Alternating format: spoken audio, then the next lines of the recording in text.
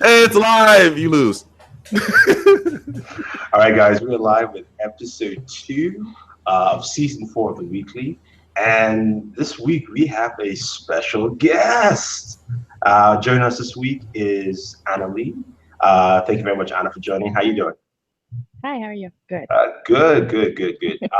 Yes, and of course we have our usual cast of characters. Sorry we started late, had technical difficulties with Hangouts, and even though it's not, the live stream actually hasn't started live. I'm looking at the page. Oh, it's just started. So wow, that's a pretty good delay. I mean, usually the delay is like 20 seconds. So that's Hangouts may or may not survive this broadcast. Yes, definitely so. We have, of course, Mr. Juan Bagnell. How's it going, man? Still sick as a dog, but I'm not as sneezy, grumpy, or dopey. So that's good. Of course. Sorry. And we do have Mr. Warren Bowman for BW1.com. How's it going, man? All right, thumbs up. Let's somewhat do this on Hangouts. And Black Iron Score, man. Something like that, I think. My bad. Iron Man? He's talking to Alexa right now. Yeah, no. Alexa is giving him a way more interesting conversation than what we could deliver right now. Nah, I don't have Alexa.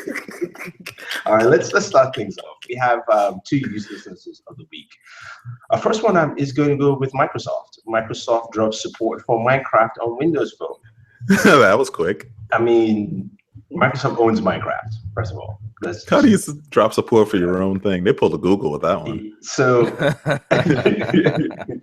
I mean, isn't this any more signs to the death of Windows Phone? Can they please kill this already? Any thoughts, guys? Just quickly, because the other more useless things to talk about. Sam, do you want to chime in? Can't hear you. Yeah, and this broadcast is talking to already Alexa. off to a rockin' start. We can't. Okay, so we can't hear Sam.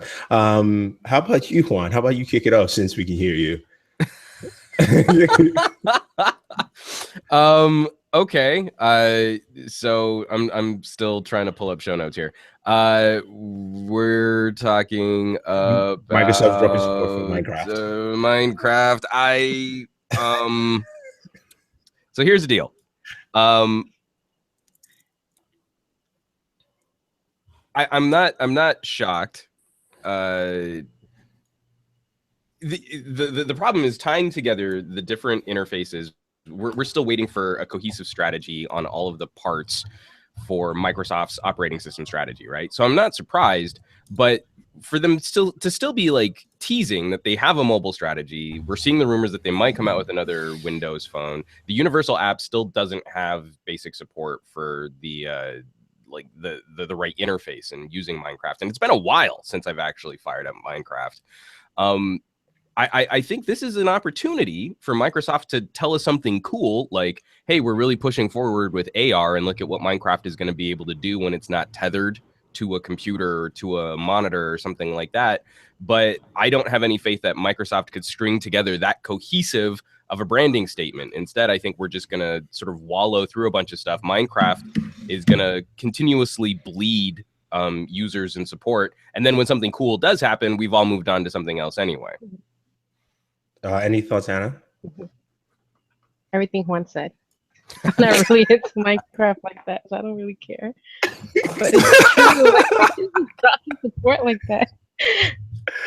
I was just like agreeing. I was just nodding along. Everything he said, eloquently said. Props. Word. There you go. All right, Sam. Do we have a sound from you?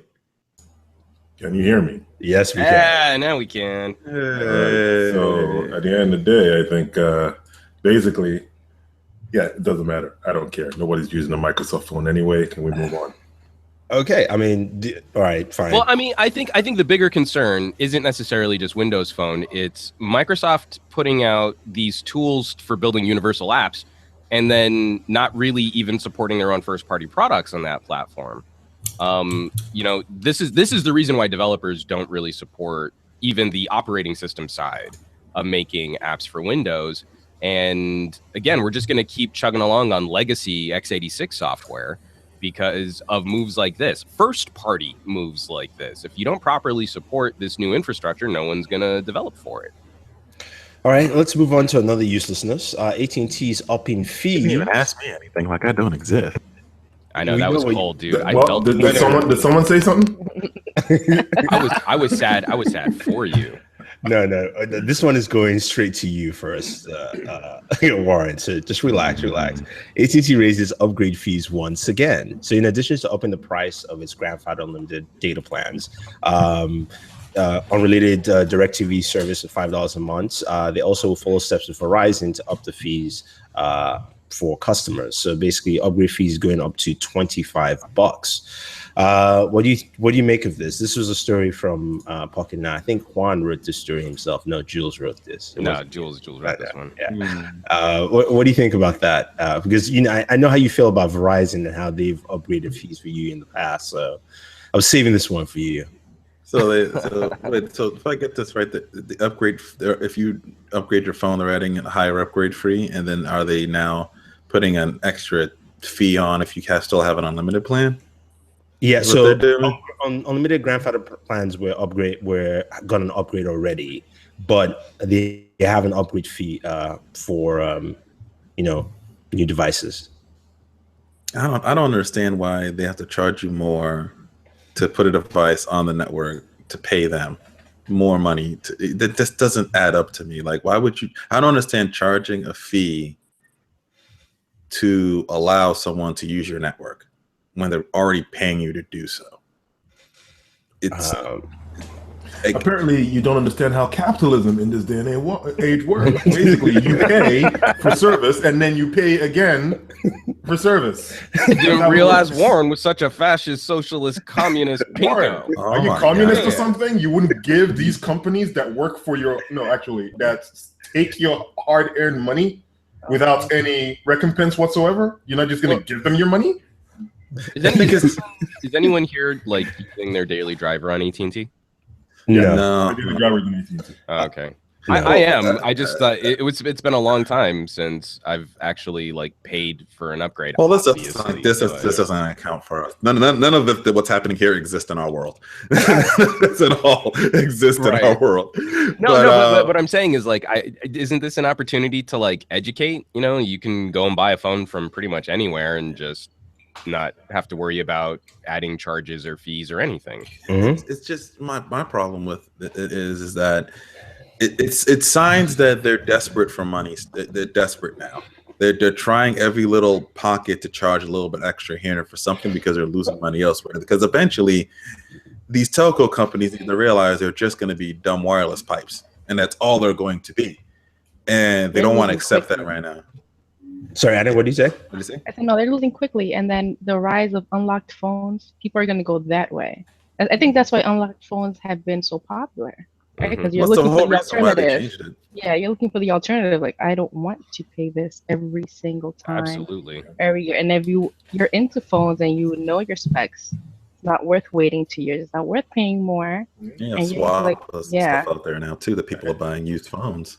But unlocked phones are beginning to cost less and look better. Yeah, but not even just less and look better. Also, there's better financing now. I know HTC has PayPal as their financer of the HTC phone. So, a lot of people use PayPal. So it won't be hard to get some of these even high-end unlocked phones financed for you, where you can go to find. If I'm getting an HTC phone directly from HTC or somebody else, I'm using PayPal that I use, and I don't have to stress with dealing with AT&T or somebody else like that. Or waiting for AT&T to release the next Google Android updates. Yeah. And there's no more exclusives. There's no more exclusives. Not even going to stay. Yeah. Well, I mean, what? The ACC Bolt was the last exclusive on Sprint? Yeah. I know. The phone that makes me so angry. I never got to review the phone, so I don't care. You didn't miss anything except for pain and frustration. Hey, I'm holding HTC's last good phone. Oh, the 10. The 10 is such a beautiful phone. Okay. So, no, but I think. Sorry, just to kind of tag, what Warren was saying too. There's that perception that like, okay, well, if we piss off some of the geeks, then it won't really matter. But we're now 2 or 3 years removed from most of these companies having that regular contract 2-year cycle, right? They're trying to push new customers towards these other plans. you keep pissing off the geeks, those are the people in every family that help make purchasing decisions for the rest of their family. That trickle-down effect takes some time, but eventually we're all going to find better solutions for the people we care about, and we're going to try and guide them away towards certain types of business practices. And that's, I think, we're going to see this continued rise in prepaid. I've got a couple friends who are now seriously looking at Project Fi, other solutions where they don't have to be locked in, not only with some kind of contract, but also with their hardware choices. And when you can show them, like a $400 Honor OnePlus ZTE, and that there really aren't serious compromises for that experience, I'm hoping that we continue to see this. I have a lot of friends who work for AT&T, but man, in their number 2 position, they're getting hammered from both sides, from T-Mobile, from prepay, and then at the top with Verizon still claiming this sort of mind share on network. I think they're going to be the company most in need of some kind of innovation, and this sort of piggyback, like, well, Verizon raised their fee to $30. We only raised ours to $25. Isn't going to do it. That's actually going to kill them faster. I think this is why we're hearing such a push from them for the 5G network, stuff like that, because I think eventually they're going to realize that they're just going to be a dumb pipe. Oh, they need to win that race like Verizon won the mines on 4G. Yeah, they need to win that race fast. And remember, T-Mobile's already won sort of the race of just being this mobile internet company, and that's what people think of them as. And I think they need to be the ones that we're the faster mobile internet company, and we can do all these things. We can service not only your home, but we can service your mobile devices as well too. And we can get you PD service as well, and really be this comprehensive solution for you. So I think they need to they're working to get ahead in that now, but right now they're trying to, seems like, stop the bleeding is what they're trying to do. Do you think it would matter if a carrier had better first-party apps and services? Like if AT&T had a cloud storage solution which really did rival Dropbox, do you think that would make a difference to subscribers, or do you think most people really just care about the bandwidth? I think it would. I think it would if they actually invested money into it and actually properly did it, instead of focusing on trying to limit and lock people down. Instead, focusing on the services that they offer that are tied to their network. In other words, this is the reason why you come and buy. You're coming to AT&T, and we have all these great solutions for you here, and you can bring any phone, anything you want to it. I think that would entice people to come into those particular things. You see, the problem with AT&T is they take one step forward and one step back at the same time. So you have DirecTV now, which, you know what, it's tied to the network. It's still a nice advantage. You know, they're trying to buy Warner Brothers, right? I see AT&T going, here's this entertainment package that, like you said, if you bring your phone over, right, to AT&T, then you now have access to, Warner Brothers catalog, DirecTV now. They also support Sundance and all these different feature things. So you could go, wow, I have all this entertainment and I don't have to actually pay more because I'm an AT&T customer. I mean, that's what Leito's doing. That's their choice. Remember, that's their pull. But then again, they charge you $25 But the problem with these companies is simply this, right? Let's take the assumption that they have a service that's comparable in cloud storage to the OneDrive or to the other cloud drives of the world, right? Now the problem becomes, if you decide to leave AT&T, can you take that service elsewhere? Right. Yeah. And the answer most likely will be no. So I don't think there are many services that which is why the entertainment side of the service. Yes, the entertainment side, definitely. But that's why I think they're doing something interesting with DirecTV, because if DirecTV, you could probably take it with you anywhere else. But if it's something that's tied to AT&T, then it really wouldn't work. So it has to be. Go ahead, Warren. I think you had something. No, but I was going to say. Oh, sorry, Warren. Go ahead. So interestingly, there is one cell phone company that does have that. That's technically Project Fi. Yeah. They offer every service. All like Google first-party services. all the services are offered onto there, and you can. But that's coming after the fact, though, right? At the time. Yeah, I mean, because Google had the benefit of building that backwards. Yeah. No, but I was thinking, you look at something like a family locator service, right? I don't know of a really good app that really does get something like that done. I've got family members who are out at the march in DC right now. It would be useful to have. Do you remember back in the day when Google had those sort of like locator apps and stuff like that? And everyone, I think they still have it. The Android Manager is still there. It's still Yeah, around. but that's no. you, But I not mean, for like where you could family share members, yeah. your location with other people. I think forget you what it can got still rolled do that. into, but it's Hangouts really can hard do that. to find. Hangouts can still do that. When you send a message, there's the GPS thing will pop up. Yeah, we don't And if trust you- Hangouts And if you anymore. say, but if you say, it's built We're in there. actually living in proof why Hangouts is. If you're in Hangouts or even in Allo and Duo, if you start mentioning and start talking about locations, it will Oh yeah, I actually know, bring I it know, up I know as that an works, option. yeah. I just, but what I mean is like I miss that old like it pulled up a Google Map style interface and it would drop pins where all of your family members were without you having to send that location off. AT&T has their own family locator service. I've tried using it; it's okay. But I was just thinking, like if AT&T were to put out actual products, and then if you weren't an AT&T subscriber, there was some sort of nominal fee, but then those services got rolled into your AT&T service. I think something like that could be potentially like a good way to sort of build customers. Like we've been saying, like if you put out really good accessories, maybe that would convince someone to buy a computer or a phone from you in the future. If AT&T has these amazing services that you can tap into even when you're not a subscriber, that could maybe be a benefit. I mean, So it's this- all great and dandy, but I think the problem with that is that AT&T just has to buy somebody that does that. That's the honest truth. Well, No one. Oh no, I mean, like It's I have no illusions about that. I mean, they could partner it's with just a problem someone. buy with box, like it's You not could like partner boxes with doing someone, stuff and that you also have to remember the fact that they're not doing it, but the manufacturers are. Remember, Samsung got all those partnerships and deals with storage Yeah. services, and Yeah. services. LG's Yeah. been doing the same thing as well too. HTC was doing that with Google Drive for a long time. I think they're still continuing to do that. So the manufacturers and the hardware makers are doing these deals. So Well, they're doing these deals that introduce the user to a new, basically to a new app or to a new service, but they're not doing deals that actually kind of expand services that users already use. If you think about it, these companies are basically perfectly placed to actually enhance a lot of the services you use. If AT&T came out and said, if you use Hulu on the AT&T network, and you already subscribe to Hulu, guess what? We now bump your service of that $199 a month extra, and you no longer have to look at ads.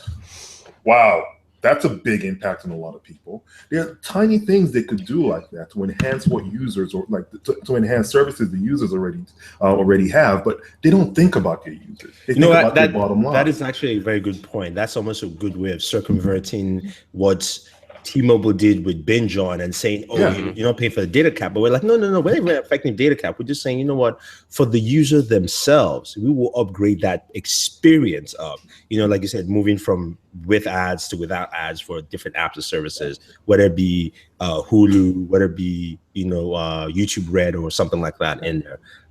So I think you're right. But then again, as we always do, we give free advice that nobody does. Well, this advice is kind of self-serving because I'm like, AT&T to do that. Anna, is there anything you want to add as well? No, I saw what I said earlier. I stand by my previous statement, good sir. I said good day, sir. All right, so I might switch topics here. So we're going into topics, but I think I just want to go back to Microsoft because Microsoft is laying off 700 people. So this is technically a uselessness in my mind, but because some of the reasoning for this, it says the goal for the rotating small layoffs is not to reduce costs, but to upgrade skills in various units. The person tells us this is from Yahoo, Business Insider reporting. So more layoffs in Microsoft, downsizing the company, as we said. So how does upgrading people's skills requires you to? Well, I mean, basically, they were saying the 700 making people were them do more. bums. Well, no computer really needs more than 640K of RAM. So you got to clear some stuff out first before you can apply those updates. I mean, if you've ever used an iPhone, which has maxed out storage, you obviously can't upgrade the operating system until you delete a few apps. So there you go. So that's how it works. So let's see. So under Microsoft CEO, Microsoft had No one's experienced- going with me on that at all. Well, it's Microsoft, and they're being useless, and I can't believe they're releasing 700 people. That's 700 talent pieces of talent out there that could go and make their own thing, compete against them, and that's something that they didn't do before. They used to keep all their people or reposition people in the better position, because it's not like they hired dumb people. It's well, like, Microsoft isn't in that place anymore where they're a startup. oh, right? If it they're was a not. startup, No. We're not talking about startup mentality. I'm talking about no. I'm saying if Microsoft was a startup and it got rid of 700 people, then they would have the risk of one of those people going ahead and starting a business that rivals theirs. But at this case, Microsoft is not worried about that. All they're worried about is basically shifting the company the skill set from something that is more hardware / product intensive to more service intensive. So that's what they're going for. They're going for talent that can basically support their subscription based model. Yeah, no, I get that, but I will keep saying this again, and I've said it before. Your largest competitor in the space out of the big three is Apple. Apple does not make its war chest that's almost going to be how much, $1 trillion? I don't know how much it's going to be now, but how much in cash they have that's over $500 billion, right? They did not make that from services. Let us be very clear, because Apple Care does not make that cost for you. And a lot of people just don't buy Apple Care. Let's be frank. They made that from selling hardware with iPhones, iPads, and don't forget the App Store. The App Store has actually helped to make a significant portion. Yes, no. But the App Store war chest. How do you support the App Store? By having a solid product for you to buy apps on. I agree with you. Definitely, Microsoft is basically abandoned its hardware infrastructure. That's the way it feels. They've abandoned the sector where they could be making more money than they are, because yes, Microsoft is going business focused. You want me to subscribe to Office, fine, but Office is not something that I am super excited or I really even care about. I pay that subscription because I have to have Office, and that's it. I don't look into to add more to my Office tier or anything like that. No, I'm just going to pay my flat fee and get Office. What else are they providing subscription wise as a customer that I should care about? All those subscriptions are kind of a joke. Even Office 365 is kind of BS, because it's you essentially subscribing into getting free Office updates every year as long as you had subscription on it. It isn't like, you're essentially just buying storage with it, and if you don't buy the full version, which essentially gives you the domain, if you're not migrating your domain over to it, it's actually the most pointless subscription service. They rolled this out very half-assed in the attempt to battle Google Apps, and they can't really battle Google Apps well in this category. They'd be really losing this thing if they didn't have Office. If people weren't so tied to Office in the business world, they would be so done. Because I support businesses that they use Google Apps fully for their email and everything else. There really isn't anything else Office is needed for, other than, truthfully speaking, if it wasn't for the fact that damn near every between Bloomberg, FactSet, and all those financial apps funnel into Excel. If Google ever got the ability to put that in their spreadsheet program, Microsoft would be done. No, not really. Let's just be frank. They'd be done. Google Apps needs work too. It's not as smooth as using Office. Office is still a very solid program, but it's not a sexy program. That's the thing. I'm saying, like, the only thing intrigued by it. It's not like the thing. Yeah, it's not. I mean, the only thing that I pay for Microsoft that I care about is Xbox Live. Well, no, it's literally it. No. So, see, in terms of as being a service company, they still haven't told me exactly why I should care they're a service company and what products they offer as a consumer that I need services for. I'll throw in the counterpoint that, because I'm still paying for Office, and it's because we've got multiple people in this household. We've got 5 licenses, and all 5 are being used, maybe not in this household. And the pricing on I'm just joking. But the pricing on this licensing was still way cheaper than upgrading my Dropbox. Yep. So that's why I've stuck with it. I mean, is it a better service? I think it's adequate for cloud storage, and we do need to use Microsoft's documents, and we can't get away with just using Google Docs because of some weird translation issues. So it's kind of what we need, and it does what it does as advertised, and that's about as much as I can expect out of any product. No, but you see, my point there is this need. Yeah. What do you think? Must have. Sorry, go No, ahead. I mean, like, it's just because I agree with you guys. I think for a lot of consumers, they can assess whether or not they can get away with the Google Doc strategy. But I think for almost as many consumers, you have a need which drives a certain product. You know, if I need a turbo diesel truck, I can't get away with a similarly priced sports car. You know, like you just have to suck it up, and that's what you use, and that's what you need. But if it's a Porsche, it can do anything. I'm just kidding. Go ahead. I know you're about to say something before we Except cut you for off, making sorry. like turns in wet conditions. What do you say, Anna? I completely forgot. I was saying no. Wait, I was saying that he was essentially saying what you were saying, that you have to get it, so you have to have it, so you get it. That's pretty much what Juan was saying at the end.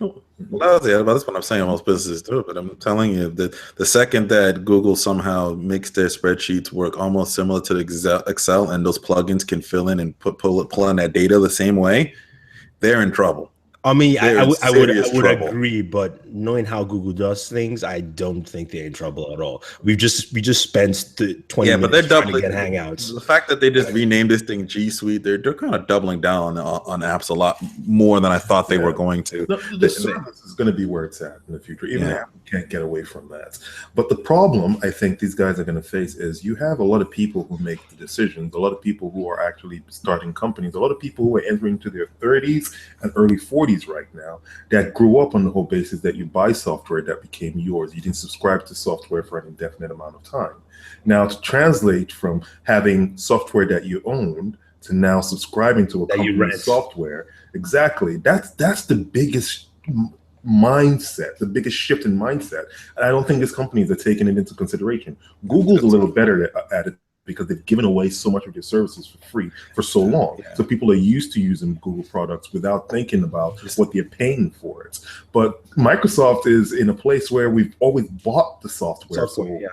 Why do we have to rent it now? But that's the problem with 365. I think if they went with a model where you could buy 365 and then they now revitalize what they messed up with OneDrive, like you said, if you basically pay for OneDrive, you get in 365. I mean, add those perks in OneDrive that we had before that they just took away. Then I would just be paying for OneDrive, and I will still have 365 instead of me buying 365 alone. Because for you to make a consumer to actually make that switch, you want to give them the option of saying, hey, you can get Office if you want to, but you're paying it once and you don't get anything else. But if you subscribe to OneDrive, you get everything else in there.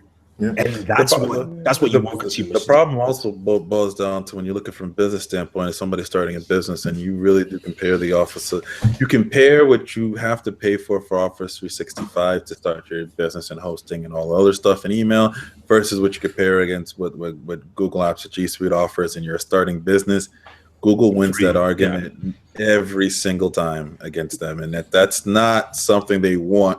They need to figure out a way to get out of that, because that's bad. Because as a business grows, they're least likely to come out of the switch over. And the thing is, it's not like Google understands that as far as their document software isn't the best compared to Office, but they sure enough offer plugins so you can sync with Google Drive and do whatever the hell else you need to within Office, and you can still buy Office solo on its own. So it becomes a thing where a lot of the companies that I support do that. They use Google, and they use Google as their backbone, but they use Office for the document creation. And that's not a position Microsoft wants to be in. All right, let's move on to the next topic. This one, of course, will probably... He says so defeated. All right, let's move on to it's just Microsoft. We always talk about Microsoft this way all the time. Microsoft always talk about Microsoft and uselessness. They're always coming one in hand for like the last couple of years since they changed CEOs. So this also can be, I guess, slightly tied to uselessness, but the new head of the FCC, Mr. Pai, I can't pronounce his first name correctly, but he is an outspoken critic of net neutrality, and already has stated that certain actions will take place in changing all the things that we fought for. So Juan, could you please start just thoughts on how we're about to roll back? Make some popcorn first. Okay, so you guys, I've seen my cranky rants about net neutrality in the past. It's this is, I think, another shining example of the fight we're going to be in over the next 4 years. for consumer protections, where it's going to be really easy, because I think there are going to be so many outlandish things happening politically over the next couple of years, that stories like these are going to fall through the cracks, because that's the geeky, boring stuff. And whenever we've had these fights in the past, it's been a real struggle to get people outside of the tech community interested, you know, like, oh, but my internet's slow and we have high-speed internet, so I don't see what the big deal is. You know, you're running into these sort of little like walls of ignorance, not stupid people, but just people who aren't educated on what's going on around us. So with someone like this heading up the FCC, and I think, some of the plans that we were talking about earlier with, AT&T and Verizon jacking up rates and fees and things like that for consumers and subscribers, I think this is going to be a very pro-business administration in a way which can do some real, actual consumer harm. And that's definitely going to be troubling, and something we need to remain vigilant about for those of us who care about data and infrastructure and equality of opportunity. All of the communities that we're starting to show some progress, I feel like this could be a tremendous backslide. Yeah. Anyone else want to chime in? I think Juan said it all. Yeah, he said it quite well. Anna? Without ranting, too. Surprisingly. I'm trying to keep it level-headed, because I was waiting for Juan to rant, and I was sitting here. Can't be the only ranter. And I was like, I was told something specific. I was told there would be a rant. No, I mean, like, I also had to shoot a video on like the Note 7 yesterday, and everyone's like, well, that was a very measured and even-handed discussion about batteries exploding. And it's like, why did everybody think I was going to go crazy? All right, people, having a child calms a man down.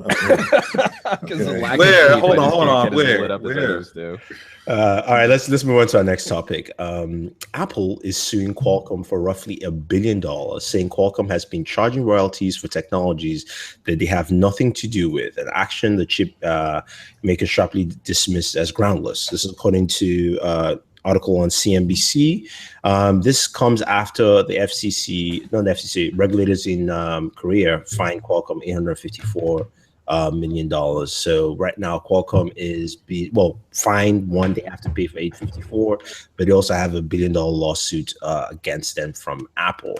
Now, I read it, and to me it seems like Apple didn't do business diligence to find somebody else who charged them cheaper. That's just me, just first glance. So anyone who read this, tell me I'm wrong. But again, I have no pity for Apple. They have enough money, so I don't care.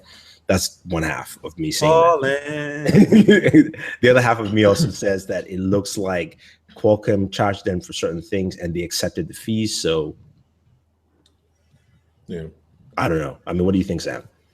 I think if Apple is right, then Samsung really, Qualcomm. If Apple really is Qualcomm.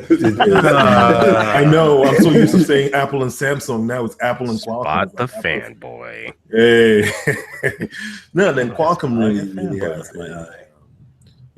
has a problem on its hands, because you can't really charge someone, you can't charge royalties on something you do not own.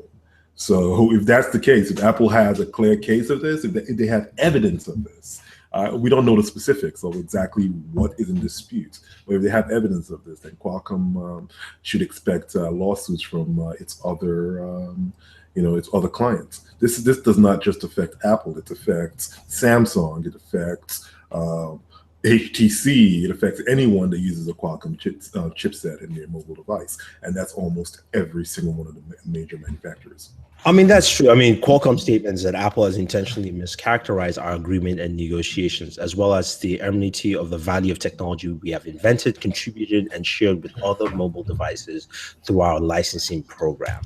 So, I mean, from what Qualcomm is saying is that some of the things are through their licensing program that, of course, they charge for. One of the things is Adaptex X, which is actually through Qualcomm. I had no idea until I actually sat down with them and they were showing me new, software updates. And so it's those kind of things that I would expect a third party, not Apple, to make this claim, saying, "Hey, we invented something, and now this other company is charging someone a license for something that we created."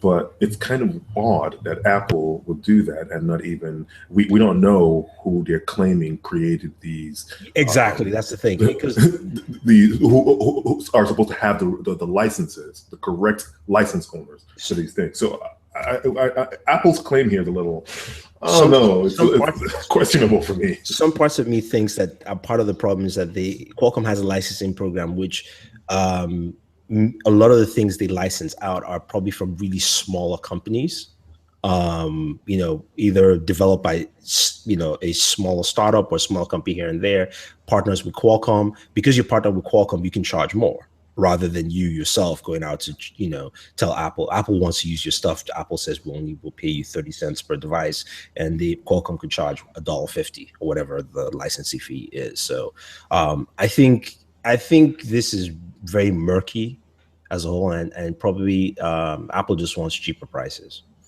Yeah, that's. I think it might be a negotiation ploy that you can definitely you can't rule that out. It might just be for the negotiation purposes. The next time it comes through that they want to buy 835 chip, and they're like, hey, remember that lawsuit? We can kind of pull out of that whole complaint, So you never know. Anyone else want to chime in? No, I mean, I think one of the bummers about business things like this is that there's so much inside baseball that we're just not privy to. And it really, we want to assume that these companies and corporations are following some set of rules, but I'm sure that there have been dirty tricks being applied on both sides when we're talking about sums of money near $1 billion. I'm sure everything's just been totally by the book, by the rules, on the rails. Horseshit. Yeah, that's exactly where we're at right now. Okay. All right. So the next topic, LG sent out invites. We haven't received ours yet for MWC for their press event. Oh yeah, I received that. I came in. Oh, wow. Thanks, Warren. Oh, I didn't realize. Warren's like this. Yeah. Right. Well, this is my, that's Warren, can you forward yours along? We'll go in your place then. Of February 26th, and also we got leaks on what the G6 will look like. So this is also from the G6. This is also from the Ghost Tech cases. You can see. Well, excuse me, but is our case manufacturers the new leakers? I'm not getting this. That's pretty much it. So we no longer have Mr. Blairycam. Whatever happened to Mr. Blairycam? Oh, he's still these guys are still there. Oh, okay, still there. But word is that the device will be water resistant. It's going to be also edgeless, but it looks like there's a lot of bezel, at least from what LG shows. Dual camera again, no more modular design. That's been thrown out the window. Praise the Lord. And yeah, praise the Lord. It's not the perfect screen. Seriously, a rare scratch resist. Oh no, that's the case itself. Sorry, I was reading the case specs. The device itself does not appear. Remember, they did have a scratch resistant. Yeah, no, I was about to say they brought back the scratch resistant rare. Oh, the ones that heal themselves. Yeah, I remember that. Great idea that they decided to scrap to. We need to make our phone. This is what I'm saying about LG. LG really tries stuff. They always have been the guys who tried some not quite quirky, but interesting stuff. Software. Yeah, no, they should have tried to fix the G5. That's what they should have done. Try to fix their user interface. So, wait, before we go ahead, Anna, what are your thoughts? Are you interested or excited about the G6, or is it something where you're like, well, you disappointed me last year, and I don't know? Well, I didn't hate the G5 completely, but I have gone to the V series. That's all I care about.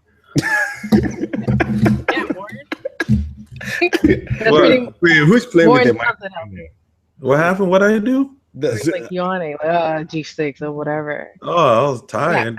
But beyond. I prefer the V series. That modular thing didn't work out. I tried to like it. It's just not. And like the whole Motorola upstepping them, like, oh, okay, so it looks even worse now. I just hope that it looks premium, at least it looks nice, but it doesn't look like it looks nice. I don't know if that makes any sense. No, I mean, I definitely hear you. Juan will rant about it. Trust me. Well, if they could have done the modular stuff without killing the phone every single time, without turning off the phone every single time, then it might have been viable. I think they had a good idea. I think this is where phones will have to go to in the future, but maybe they were just a little early. You know, I think modular phones are just a thing that's going to happen. It looks like a small V20 though. Yeah, it kind of looks like It looks a little more like one, yeah. Looks like a fail. So I guess you would be happy there. With Looks that. like a fail to me. I mean, as long as the headphone jack remains and they have quad DAC in They're it. gonna hit USB Type C. Watch. I would just do this that. is just me. I would do a video of me throwing the phone off my roof. Actually, I can't. There are people downstairs, so I can't do that. To clear like a safety zone, you know, rope it off. Be like, is it Toss clear that down thing. there? Is it clear? Yeah. This is the G6. Whoosh. Crap! I overthrew it. Flew like you said, fly like a G6. There it goes. It's flying. Like a G6. Yeah. But yeah, I guess that's pretty much it on LG. Moving on to our next topic, since no one else has anything else to state about LG or G6. More leaks of the Galaxy S8 and S8 Plus with screen sizes. I don't have images to share, but there are images out there on the web of like screen protectors or screens of both devices. It looks really legit now. Also, we're hearing that there is an update for Android 7.0 on Samsung devices, but you know, if you have an AT&T user or using AT&T unlock phone, you're gonna wait for a while before you get that update. Because I'm still waiting right here myself. I haven't updated my Galaxy device. Hey, look at this Nexus. Ooh, Android 7.1. It's a Nexus. Oh god. But yeah, I think that's pretty much it in terms of news stories we have. Even though we started late, it looks like we are rounded up. Anything else that we missed this week? Anything to chime about? Well, I mean, the biggie. I'm actually trying to field some comments that are flying in right now from the Pocket Now accounts. We'll be getting the official postmortem on the Note 7 Tomorrow, yeah. Yes. tomorrow. Oh, that's So, tomorrow. This is a first for a company. They're actually doing a press conference. Well, they want to clear that out so that when they announce the S8, It's good that they're doing it. It is a very clean breakthrough and say, hey, this is the problem, and this is what we've done to fix that or assure that problem doesn't reside on the new device. So now, do we think we're actually going to get a real mea culpa, like with an exacting explanation, or do you think it's just going to be, oh, well, there were some design issues with the phone, and now we don't have those issues anymore? I think they're going to be straightforward. I think we'll get. I don't think we'll get in depth, like really in depth. But I think we'll get something where they will say that something was faulty, and they got it faulty from manufacturers, whether it was, you know, a certain slip or some part of the battery. That's what caused the batteries to literally degrade. So I think they will go to that level and just say, kind of slightly shift the blame to whoever they. They're gonna throw some shade. They're gonna ignore it. They're gonna Some shift it over, some like, down a smaller low shade. company. Yeah. Anna, were you using the Note 7? I never got to use one. Jaime took ours.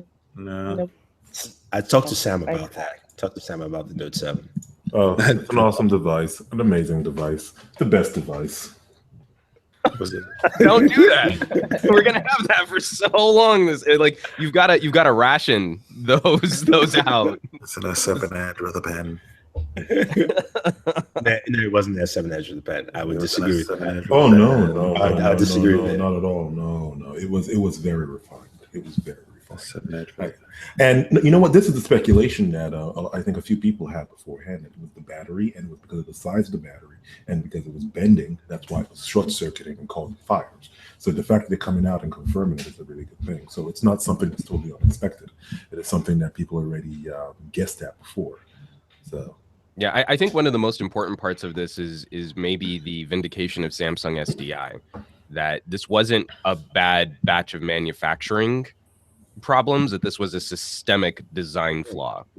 of the phone. And so, I mean, but that it was alone, a I think pretty ass backwards recall. That was all on Samsung. We have to at least say yeah, that. well, and that's like when the initial finger pointing was, oh, we think it's this batch of batteries. So if you have a Samsung that was sent to China, then it's going to be fine.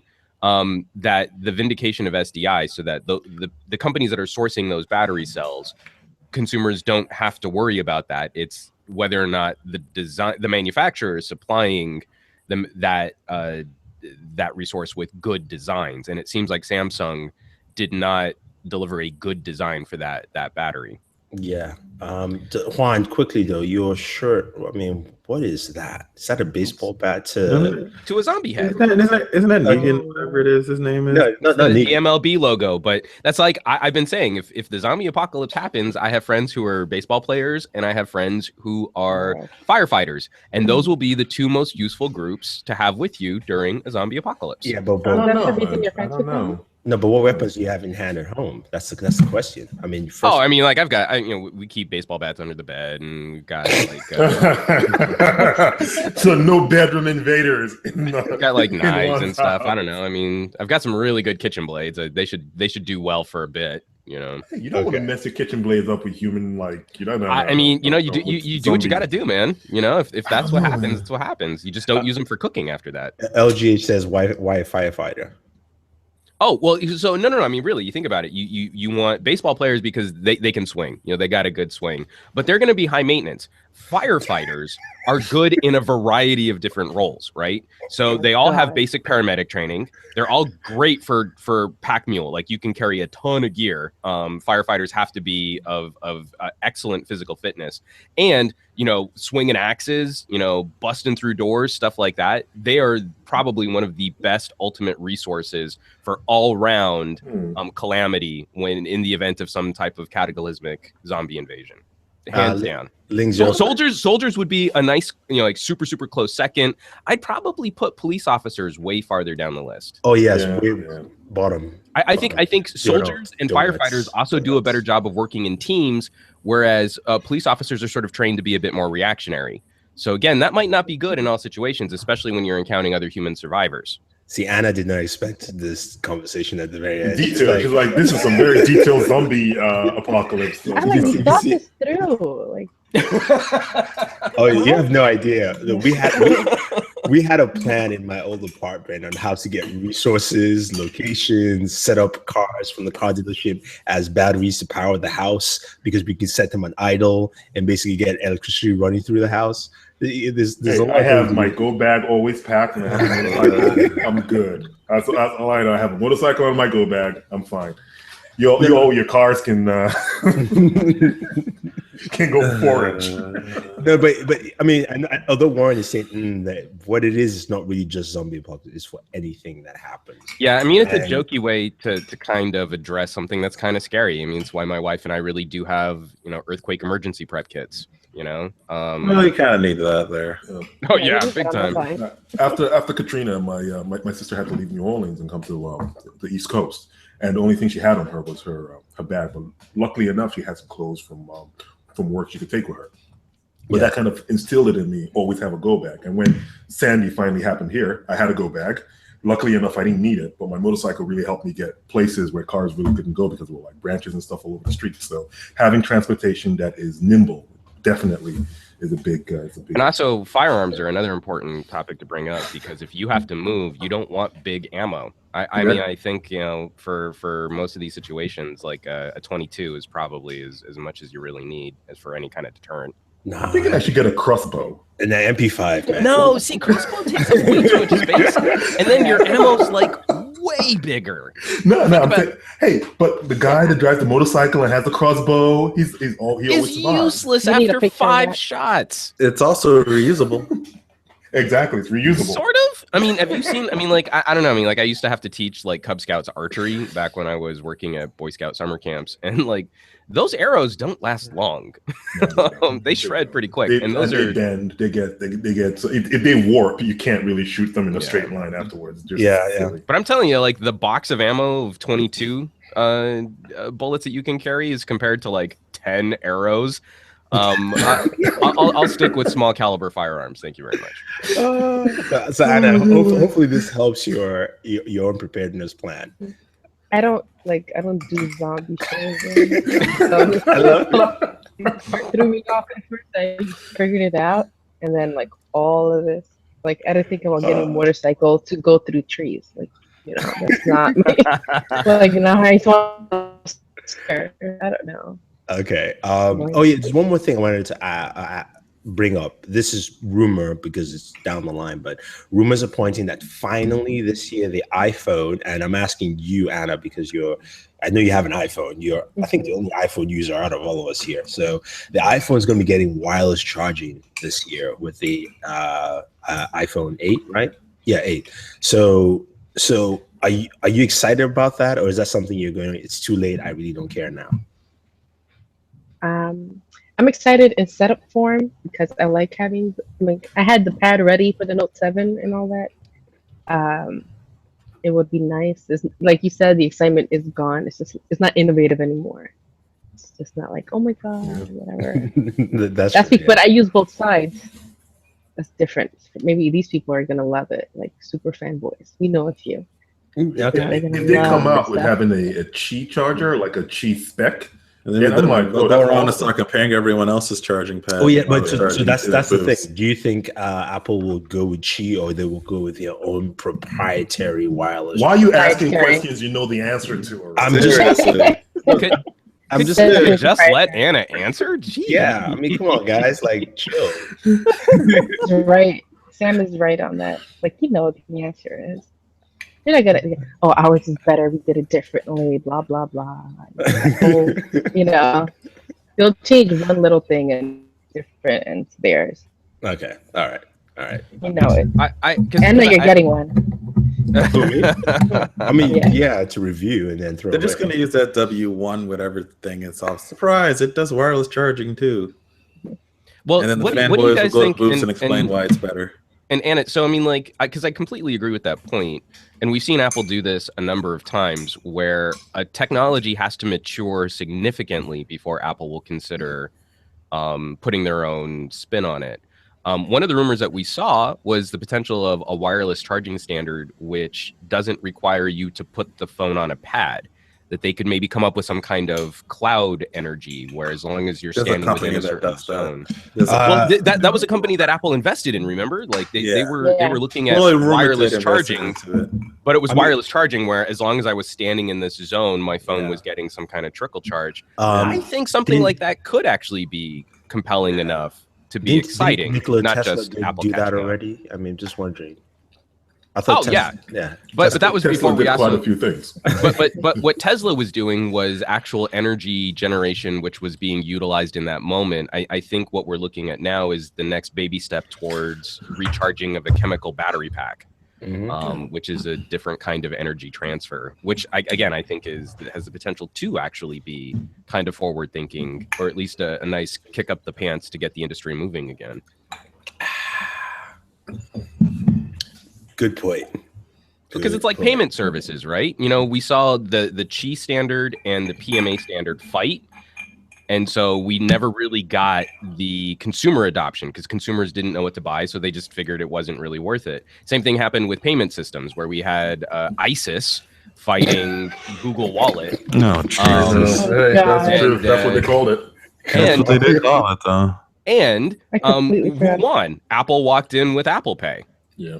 I think the same thing could happen here. Apple could set the standard for what the next generation of wireless charging should look like. And it's all because the industry gets greedy. Everyone wants to own the standard. And the only company that can launch a standard is Apple. I mean, true. But if Apple goes with its own standard, then they just fragment again, because Samsung at least did the smart thing of supporting both and said, we don't care. Eventually, remember, I mean, the Note 4 has contacts for wireless charging. Yeah, the Note 4 had contact, but it wasn't a guarantee. it was a rough time for wireless charging. Yeah, that's exactly what I mean. Is if Apple but at says least here's a 1 year. here's a wireless standard, and you don't even have to put it on a janky pad. That's so 2000 and late. Then it'll be the standard that everyone tries to emulate or adopt or license. I think that'll be the way to move forward. I mean, true, but in terms of wireless charging down to it's not going to work. I mean, you have to be in a certain zone, which means people have to stay in one place. You know how human beings are. They're lazy. They don't like to follow instructions. Well, yeah, but I mean, human beings, not you guys, just in general. But think about all of those people who huddle up around an outlet on the floor at an airport. If that kiosk had an Apple standard. Yeah, and exactly. And Starbucks is the perfect example because they've been supporting those initiatives where you can get that little fob in some stores and then you can put your phone down on a Starbucks coffee table and it'll start trickle charging from there too. I think there's every opportunity for Apple to shake this up. They launched the Apple Watch and suddenly it's the #1 player. AirPods are actually reigniting consumer interest in Bluetooth audio in a way that makes me a little ill. The sound of that thing is they're terrible. Let's have somebody. We got some people that could probably argue with you on that. Who? Let me slap them first of all. Well, my problem with earpods and AirPods isn't necessarily the driver quality because I think they're fine. It's the seal. It's the passive noise reduction. It's that you have to crank the volume. But getting away from my original point, they can launch a Bluetooth standard in 2017, and consumers are interested in adopting it. So I think there's every opportunity for Apple to still win the wireless charging battle too, even though they're way late to the game. Basically, they wait for all of the other armies to be exhausted in a war of attrition, and then they walk in and just kind of slap a few people around because everyone else has given up, and then they win. I mean, that's Apple's game for the last couple of years now. But I think they might have waited too long on this because I think I don't disagree. I'm just saying there's potential. Standards. Yeah, no, there is potential, but I think the standards have already almost been set in stone. There's no one coming out with a new standard. We have the 2 standards, and that's pretty good. Everyone uses it. Most devices are built to use both of them now. If Apple comes in with a 3rd standard, I think it really is too late for them to try to steal the market. It's just not even the standard that's actually going to cause them not to win. It's the fact that you have Dash from OnePlus, you have Huawei's new fast charging that is supercharger. Oh my God, that thing is really fast. It makes me nervous. It charges. Yes, so fast. I mean they could slow it down and it still will be fast.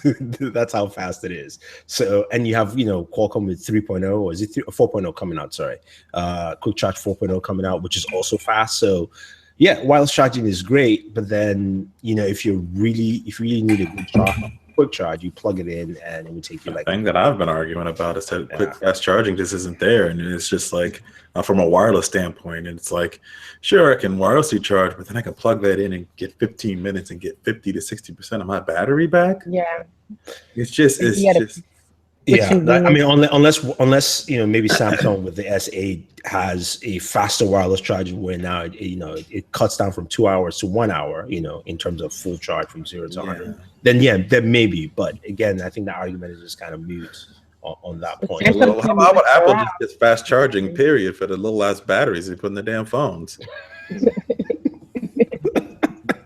They still. I don't think they still have a phone that's over 2,000 milliamp hours. Yeah, I actually looking at a friend's iPhone, and her iPhone was like 2,000. The Plus has 3,000. I thought the Plus was 1,850. I think the Plus has 1,850. It's about 2,000. The Plus is just under 3,000. Really? Yeah. I thought it was around. It's like 2,900. Oh yeah, so at least this. Man, that's just Okay. Yeah. So anyway, I guess that's all topics we have for this week. Well, Samsung is bringing nougat.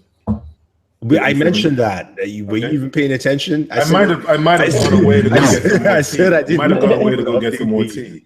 So let's see what else. Did your phone get an update? My AT&T S7 is obviously not going to be on that train for a while. I still have an AT&T S7, no update. I have a AT&T S7 Edge, which is running T-Mobile SIM, no update either. So I'm not getting an update. Yeah, that's it, man. Yeah. That's it. Good. Anything else, guys, that we missed? Nothing? Cool. Okay.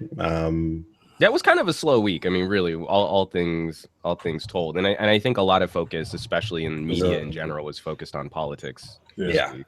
The inauguration and stuff. And if people aren't paying attention, if you're in the United States, please, at least go out and watch one of the women's matches or join one of the women's marches out there. It is actually a good thing to be aware of, and just to get your whole overall, knowledge and the goings on of the here and now up to date. Yes. Agreed. Agreed. Yeah, definitely agreed. And I'll just add, be attentive, pay attention, look at a lot of sources, because there's going to be a lot of changes coming up. I mean, well, let me bring the one tool that I said that you saw my post on about that I want to bring out. The greatest tool that you folks can use is please cite your sources. Yep. Yeah. That is the greatest social media tool that you can use. Well, actually, that's actually if you guys have the time, I think that's a great conversation that we might have to have at one point in time. Saying that everyone's been talking about how news media is dead, how paper or how print media is dead, and all of a sudden now we're finding out that print media shouldn't be dead. That we can't afford for print media to go away, that we can't afford for the journalistic integrity of this old school media to be subverted by online media that doesn't source that doesn't pinpoint their sources, that doesn't fact check a lot of times, and sometimes it's just fake and false. Most of the time, actually, right now. So it's like we are in an age where we now have to kind of rebrand exactly what it is when you talk about news and when you talk about trustworthy news online and also in media in general. So I think that's a worthwhile conversation to have, and that's a worthwhile thing for everyone to think about. Like, what journalistic outlet do you really use, and is it truly journalistic? Does it follow principles or journalism principles? Is it an outlet or a media outlet that you can actually trust? And should they end the print media side or keep that print media side while doing stuff online? I mean, it makes a very good point, because not just and also people, this is not just about politics, but also in tech. In the last 5-6 years, we've really trusted rumors, and we've cited a lot of rumors. I mean, we always state this is a rumor or this is something, but a lot of people just state it almost as fact, because etymologically, a lot of these rumor sites are close to the money. But understanding that, yes, we cannot bank on those things. We have to be sure where we're getting information from and stating what that information is. Even if it's a rumor, even if you think this is partially true, be sure to make sure that you let people know that, hey, this is where I got it from. I don't know if it's 100%. There's some things there that look like it, but at least if you're clear, then it gives credence to your conversation or whatever you're talking about. Whether it's iPhone cases or the next iPhone or the next FCC ruling or something like that, because it goes to play to the narrative point that you're actually pushing out information that is correct and not false, because tomorrow you have to apologize. And the internet is a rough place. I mean, if you make a mistake, memes will be out. They will never let you forget it. Crying Jordans will be everywhere. And now Salt Bay. Oh god. So there's a lot of things there that you don't want to fall into. Full disclosure, I only found out about Salt Bay last week, and I think you told me about it. And wow, I have watched the videos since then. And I am amazed at what becomes memes this thing. So. Well, that guy is apparently like a world-renowned $1 million chef with like 15 restaurants worldwide. And like he's known for like slapping meat and stuff like that. Like the stuff he's doing there. That's what he's known for. But he's like a top-end Turkish chef. Oh wow! But anyway, well, thank you for adding that, Sam. We now at that point in the show where it's like we try to find a way to just extend the show. We actually ended this before 1 p.m. But we had a part of the show, Anna, if you don't know, where we talk about what we have on the channel currently and what to expect next week. Now for you, of course, would be what kind of articles you have up and what people can expect and where they can find it. But I'll start off with Mr. Warren Bowman. He usually starts it off for us, so you can give you an idea. I don't usually start things off. You usually start things off with Juan. No, it's you, man. You need to get an order with this, man. Own up. You need to get an order with this, man. No. It's always Warren, because Warren goes stuff. That's the first thing he says. There you go. All right, go ahead. What else? I got couple more CS videos online, and then I'm gonna have some other things, some other reviews coming up real soon, which I don't have vetted just yet. I haven't listed here. I just don't know what's coming out exactly next week. So just stay tuned. There will be some new stuff coming. Cool. How about you, Juan? So last week on the channel, we did finally get our Skagen connected review out. So he beat me. So beat Thundery to the punch. I was gonna stay quiet about it. I didn't know if you'd gotten your video out yet or not. Sorry, I hadn't kept up. The Honor 6X review was out last week, and then also we put together a fun little editorial about smartphone camera blur software. So the wide aperture mode on the Mate 9 or the portrait mode on the iPhone 7, comparing that against a couple other players like the Galaxy S7 and the Pixel XL. I had a little fun with that video. I got to create the new gadget guy persona as the counterpoint to my more reasoned and intellectual conversation. So maybe check out my take on a hipster douchebag. We also have a video out about the Note 7. We're sort of trying to tie together all of the different rumors and reports that have been floating around to see if we can anticipate what Samsung's commentary is going to be. And then I don't know if I'm going to be able to get this out next week, but sometime soon, hopefully before MWC, I'm revisiting that experiment I did where I used my phone for a week in black and white mode to see if I could kind of play with my brain chemistry, make it less addictive to always be looking at my phone screen. And I'm reaching out to to a couple local researchers who work in neurology to see if we can follow up on that commentary, just to see if there's any actual fact there, like, you know, if this is one of the things that's sort of stimulating that reward center in our brain, or if that's all just internet mumbo jumbo and it doesn't really matter how you use your phone. It's the, you know, the service or the experience which is addictive. So hopefully I can wrap that up, because that's a topic that I'm super interested in, the most Bill Nye the Science Guy way. Okay. Anna, call Bill Nye and see if he can chime in. I'm just saying. I actually know where Bill Nye lives. I should just show up on his doorstep. Yes. Exactly. Yo, dude. Hey, Bill, Let's go do some science. I'm ready to do science. All right, cool. Anna, you. So what can we, first of all, where can we find your articles, and what do you have up and what can we expect? I write for techwelike.com. I've been a little bit out of it since CES, but I am messing with some headphones. I got that makeup mirror so I can show you some witchcraft-y. Yes. Simple Human, the Sensor Mirror Pro. I had the original, so I am excited to see how the upgrade works, and that's pretty much it for now. Do you still have that selfie case that like I'm not doing any science projects like one. And I will not use my phone in black and white. I refuse. If not, like, if it's addictive, then give me more. Give me more.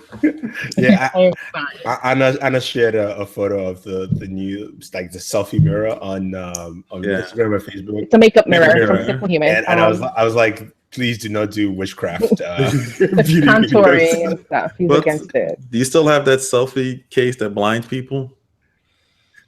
The case from Lumi, yes. I should actually do a review on that. It's the great. Well, remember, it was either that or shine my other phone light, like I did in all of our pictures, which you were against also. So yeah, the case like blinded me. Like it was like, wow. I was like, I can't see. I don't know what I'm looking at. It's a case that has lights in the front. It just hits you. It has like lights here, and then it has lights here. So if you're taking a picture of something, it's well lit, or if you're taking a picture of yourself or a group picture, selfie mode, it's well lit as well. That is actually pretty good. Now I think about it, I was just against selfies. That's all. I was like, but it's only for iPhone. Oh, never mind. Who cares? I feel like I can get a tan from that light. It's so funny. And how about you, Sam? Not much, except for that Huawei Fit. I got to get it out. So, the review is actually pretty done. I just have to film the thing. I've already written the script and everything. I just need to film it and be done with it. And I'll probably do that this weekend. That I have some time. I actually have time this weekend, so I'll do that. But that's about it for me, actually. Praise what about you? What about you? On my end, well, also on the channel, we put out a couple reviews. Daniel put out the Honor 6X review up last week. Also, we finally did a recap on the Nintendo Switch in terms of what to expect from that. Our review of the Blue Life Max. It's a blue phone that, well, I don't think it's priced at that. It was like $79 last week. They had like a short sale, which was really good at that price range. And then the Rig 800 HS, which is a wireless gaming headset from Plantronics. And then we ended the week with the Razer Blade 14 gaming laptop, which I dub the best 14-inch gaming laptop there is. Pretty much the best 14-inch laptop. Just go buy it. Use our link down below. I love my Razer. I mean, mine's one of the older ones, and I can only imagine that with a better GPU in there, it'd be even better. It's so sweet. I mean, you can game without plugging this thing, to the wall to turn on the other cores, and it really is just a sweet gaming laptop, all the way through. And it's light, it's portable, it's not heavy. But anyway, that's pretty much it. Next week, I have a PC build. I'm going to be putting up. This is actually a friend's PC build, so it's not going to be like your typical PC build video because he reached out to me, asked me to build a PC for him. So the parts are a little non-traditional, I would say, in a sense, just because we kind of picked and matched for his taste. And then I will be putting up this review at some point next week also. And I have a bunch of headphones, which I was supposed to do last week, which I didn't do. So I have about 3 headphones. What headphones are you working on? I have the Sennheiser PX550, which is their wireless. I have the Bang & Olufsen H9 wireless. I also have the Audio-Technica on-ear headphones. Oh, right on. Onion headphones? On ear. Yeah. Yeah. So at least those 3, and I know I'm getting some more next week, so I actually have to do those and put them up. But it should be fun. Anyway, guys, thank you very much. Thank you, Anna, for joining us. It was a pleasure having you. Hopefully, we'll have you back again. And you can follow her on Twitter. What is your Twitter handle? Sorry, there's no lower thirds. You don't know my Twitter handle? Wow, this guy's super awkward. Girl, I'm man. super uncomfortable. What is your Twitter handle? I mean, can you tell people your Twitter handle? Yeah, sure. Already put it in the chat. Nice save. I put it in the chat. You're useless, No, it's not that. You're useless. You can follow me at Yummy Anna, YUMMYANA. Just one N, please. All right. You can follow her. That is her Twitter handle. Twitter, and also, Instagram, Periscope, Snapchat. Yummy Anna everywhere. no, but she's going to be on YouTube soon, right? The pressure's on you. That's cool. That's cool. Yes. Okay, you'll edit my videos. I'll be on. Warren, sure. What do you mean, Warren? Sure, right? You haven't. Daniel, sure. Daniel, there you go. Yeah, Daniel can show me how to record and drink at once. So that is the picture of CES. Yeah, it's kind of funny because Daniel was recording at the Samsung event. He had this selfie stick. And he was like this. And what Stephanie posted, hard at work.